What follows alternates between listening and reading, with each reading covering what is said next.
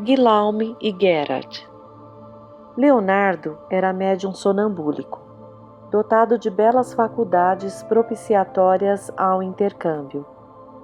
De caráter nobre e sentimentos elevados, tornara-se espírita em plena adolescência, quando os fenômenos espirituais irromperam, levando-o a um período de contínuas perturbações que foram confundidas no princípio como de natureza psicológica. Após ser medicado mais de uma vez, alguém, amigo da família, alvitrou a hipótese de tratar-se de distonia espiritual. Conduzido pela genitora ao núcleo espírita e recebendo conveniente assistência através dos passes e da vinculação às atividades juvenis do grupo, amainara-se-lhe os distúrbios. Compreendendo o conteúdo da doutrina, à medida que se desenvolvia, passou a frequentar as reuniões práticas, nas quais deu atendimento à mediunidade, educando-se e educando-a. Nos anos seguintes, concluiu o curso de odontologia e consorciou-se com Helena, jovem militante da casa, começando a edificação do lar da família. Valorizando com serenidade o ministério abraçado, ele se desincumbia com elevada consideração. Nessa oportunidade, contava com 28 anos de idade, possuindo já uma expressiva folha de serviços em favor dos sofredores. Maleável à influência espiritual, logo que Fernando mentalizou o seu pupilo, atraindo-o à comunicação, a sua sensibilidade começou a registrar os efeitos da sintonia psíquica, apresentando ligeiras contrações faciais e tremor por todo o corpo. Nesse comenos, deu entrada no recinto Dr. Hermann Grass, trazendo adormecido o médium Davi, que foi colocado entre os assistentes. O seu era um estado espiritual deplorável. O cérebro encontrava-se envolto por densa escuridão, que decorria dos pensamentos vitalizados nos últimos tempos, emanando vibrações de teor baixo, da região genésica como do estômago, do fígado e do baço, irradiavam-se em ondas excêntricas energias viscosas e enfermiças. O hábito dos alcoólicos nas reuniões sociais e noutros momentos já o vitimava pela dependência dos mesmos em instalação, apresentando os primeiros sintomas para uma futura cirrose hepática, com atuais perturbações digestivas, altas taxas de colesterol, hipertensão arterial, apesar da juventude orgânica. Da área sexual também se exteriorizavam fluidos densos, carregados do magnetismo pernicioso deixado pelos parceiros encarnados, viciosos e pelos espíritos de igual psiquismo, que se mesclavam nas orgias elegantes a que o sensitivo se entregava. Apurando a observação, podia-se constatar que as vesículas seminais se encontravam comprometidas, como resultado das vibrações que as estimulavam, e que nas gônadas jorravam energias sutis de qualidade inferior, alimentadas pela mente de Davi e dos desencarnados que a ele se associavam durante o desdobrar das paixões sexuais. A próstata, em processo de aumento, denotava desarmonia celular, avançando para a futura neoplasia maligna. Adormecido, produzia ruídos e espasmos característicos dos distúrbios de comportamento psicológico que eram liberados naquele período, demonstrando uma situação aflitiva. Vendo-o assim e considerando-lhe as admiráveis possibilidades de realização, não me pude furtar a um sentimento natural de compaixão, acompanhado do desejo de auxiliá-lo, de despertá-lo para a realidade profunda da vida, assim como do valioso significado da atual reencarnação. O médium Davi, porém, era responsável pelo que lhe sucedia. Conhecendo a doutrina espírita e recusando-se a viver-lhe a moral, sabia da gravidade do compromisso mediúnico. No entanto, preferia seguir pelos atalhos perigosos da fascinação da cegueira. Não lhe faltaram advertências, insistentes convites ao retorno ao dever que recusava sistematicamente, caminhando agora quase a sós por eleição pessoal no rumo das companhias inferiores que desejavam arrastá-lo para a alucinação total, o malogro da reencarnação. Aquele instante era-lhe de magno valor, razão pela qual ali fora trazido. Liberado do sono, anestesiante pelo Dr. Graz, relanceou o olhar em volta e atemorizou-se. A consciência de culpa estava vigilante e ele temeu que estivesse desencarnado. A criatura humana, via de regra, valoriza sempre o que deixou de ter, o que ainda não possui, o que desperdiçou. Na vida moral, o fenômeno é equivalente. À aproximação da morte, ou em suspeita disso, formulam-se planos de enobrecimento, de realizações superiores para logo abandoná-los, assim que passa o perigo, voltando-se à insensatez com redobrada volúpia. Foi o que observamos em Davi. O despertar em nosso plano levou-o a lágrimas e notamos que retorcia as mãos em sinal de desespero, mas, para nossa surpresa, não o vimos orar ou buscar elevar-se em pensamento a Deus, como seria desejável. A falta de unção e seriedade moral no trato com os desencarnados desalojara-lhe a mente das atitudes corretas. O Dr. Hermann, ao seu lado, tranquilizou-o com palavras gentis.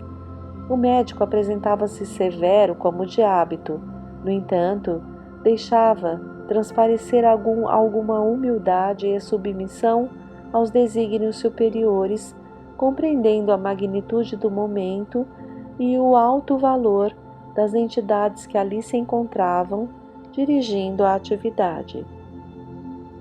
À meia voz, o diligente médico explicou ao seu intermediário onde se encontravam e para o que ali estavam, facultando acalmá-lo. Permanecia a psicosfera de harmonia, especialmente à volta da mesa dos trabalhos.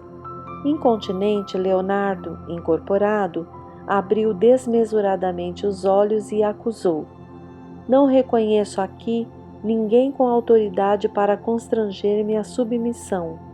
Sou independente. Embora tenha amigos entre os gênios, não faço parte do grupo. A minha é uma ação solitária e com meta bem definida." "Realmente", esclareceu o Dr. Carneiro de Campos, "não possuímos qualquer autoridade sobre um amigo, reconhecendo que a única que existe e nos direciona na vida é Jesus Cristo, a quem procuramos servir. Quanto ao seu relacionamento com os gênios do mal, não nos preocupamos, porquanto cada um é livre para eleger as companhias com as quais melhor se afina por identidade de propósitos. Nesse sentido, o amigo é livre para agir e escolher os resultados da sua ação.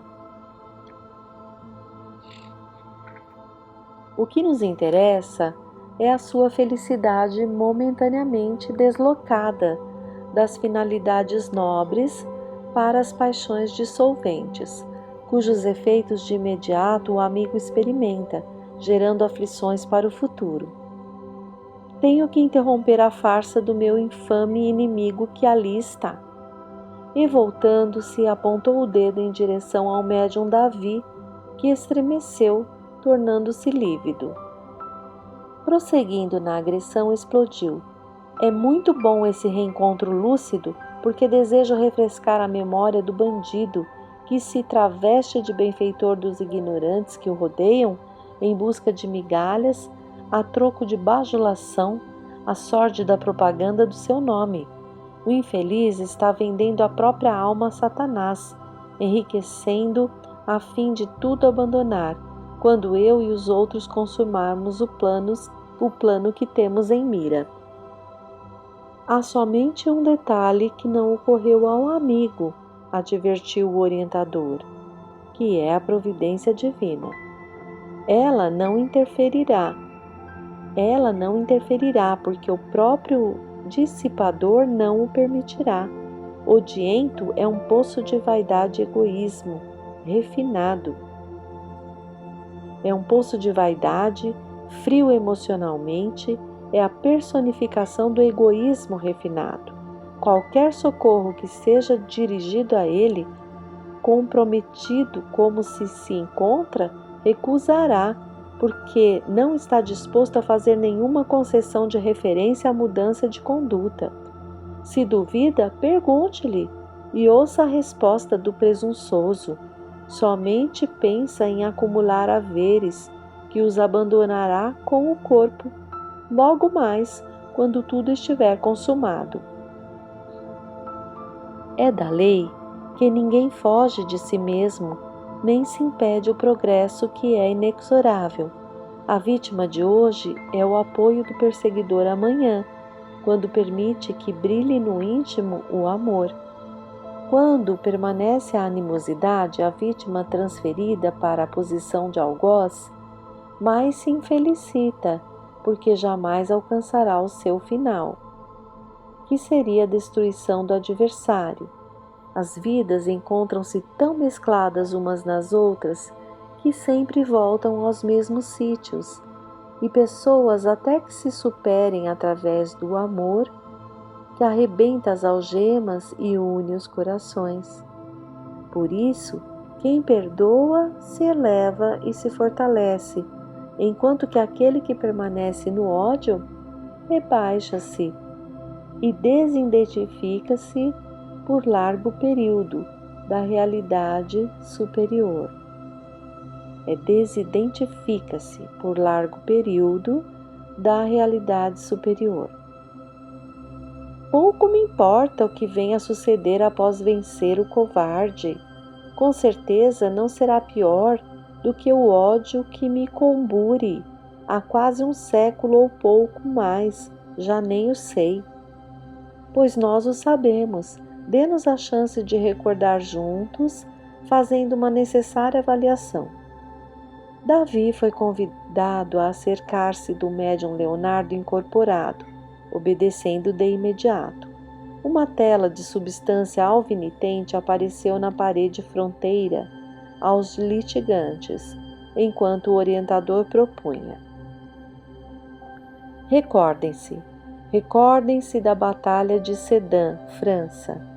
Era o dia 31 de agosto de 1870 e a Guerra Franco-Prussiana chegava ao momento culminante. O Marechal MacMahon está diante da volumosa cavalaria do exército alemão do outro lado do rio Mossa. O medo assalta os corações e aguarda-se com alta tensão a ordem para atacar. A artilharia alemã, bem situada, dispara com frequência contra os adversários. Ao amanhecer do 1º de setembro, sob proteção da neblina, os alemães programam e executam o ataque, sendo rechaçados. No entanto, com a chegada do sol, tornam-se alvo expostos. O exército francês sofre pesadas baixas, inclusive o seu comandante, e trava-se em encarniçada luta. À medida que o mentor foi delineando os fatos, os opositores nele se concentravam, do que resultou receber a tela vibrações delicadas, em movimento contínuo, qual se acentuasse sobre leve névoa e dessem-lhe contornos. Começaram então a surgir as cenas das lutas, ensejando-nos acompanhá-las como ocorre no cinema, e fixando-se mais o pensamento nas evocações, as personagens produziam imagens em terceira dimensão que nos apresentavam o horror e a loucura da guerra. Milhares de homens em retirada sob o fogo pesado da artilharia que provocava crateras no chão e consumia vidas preciosas a cada explosão, formavam um triste espetáculo. Simultaneamente, a cavalaria, avançando e subjugando os atrasados, estripava os caídos sobre a gritaria infrene da soldadesca selvajada, das vítimas enxangues e do relinchar dos animais atingidos ou estimulados ao prosseguimento pela espora.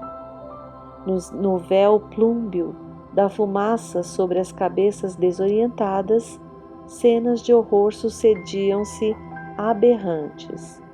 No fragor da luta, surgem 2 soldados franceses que também fugiam quando um deles, alcançado por um petardo de obus, tomba quase fulminado. O outro, com visível risco de vida, arrasta-o e logra salvá-lo. As cenas se misturaram e reapareceram apresentando uma área suburbana de Paris. O enfermo convalescia na casa do seu salvador, atendido por jovem mulher que o cercava de carinho. Era a esposa de Guillaume, o herói. Terminaram, fazia pouco tempo, as lutas na capital, com a derrota total da França, que pagaria alta soma em dinheiro a Bismarck, e perdia a Alsácia e uma parte de Lorena para os germanos. Notava-se que uma afinidade muito grande se estabelecera entre o enfermo e sua benfeitora, passando logo mais dos limites, quando o esposo não se encontrava no lar. Posteriormente via-se a descoberta do adultério, a agressão de Guillaume enfurecido e sua morte, em reação de desespero do amigo a quem salvara. Desapareceram as cenas e o desencarnado exclamou: "Salvei o biltre para que ele me humilhasse, indignificando-me o lar e roubando-me a vida. Perdoá-lo? Nunca." Não negamos a hediondez da ingratidão, que é superlativa. No entanto, se recuarmos no tempo, iremos detectar desalinhos do amigo que produziram esse golpe rude e macerador. Chega o momento de pormos um ponto final na pugna. A divindade uniu-os como amigos para que superassem antigas rixas. Porém, Geralt não resistiu aos ímpetos da sua inferioridade, descambando na alucinação. Cabe a você refazer o caminho e abrir novas estradas para o futuro de ambos. Nunca a desgraçada que com ele se homiziou, traindo-me, é hoje a esposa recatada, rilhou com ironia, que me pagará no momento próprio, primeiro ele, depois o outro ajuste de contas. Pedindo licença para dialogar, Davi, que é Geralt, tentou justificar-se. Foi em defesa da própria vida que cometi o crime. A justiça o reconheceu. Você estava enfurecido. E não era para tanto? Albergar a serpente no próprio lar, para ser picado e por ela envenenado? A justiça o absolveu, porque aqueles, como estes, eram e são dias de iniquidade, a mim cumprindo-me o direito de corrigir as leis ignóbeis. Você diz que foi em defesa própria. A traição premeditada e executada também o foi? Eu era fraco, e prossegue o mesmo venal indivíduo hoje, pior, após tanto tempo. O benfeitor acercou-se e interferiu, silenciando Davi, e aduziu: agora que as lembranças são mais nítidas, repense os seus planos. conceda-se novas reflexões. Há tempo. No entanto, ele urge. Adormeça a fim de descansar um pouco. Aplicando-lhe energias balsâmicas e repousantes, vimos Guilaume serenar-se, adormecendo profundamente. Bailavam na minha mente inúmeras interrogações que o momento não me facultava apresentar ao mentor. Por que a doutrinação fora interrompida? Teria havido nesse período outras reencarnações dos implicados na trama infeliz? Quais as providências a tomar, objetivando o atendimento a Guilaume? Vê-lo-íamos novamente ou ele seguiria o próprio destino? As atividades, no entanto, estavam em plena realização e não havia tempo para os nossos diálogos. Aguardei, assim, ocasião própria, prosseguindo atento nos serviços em execução.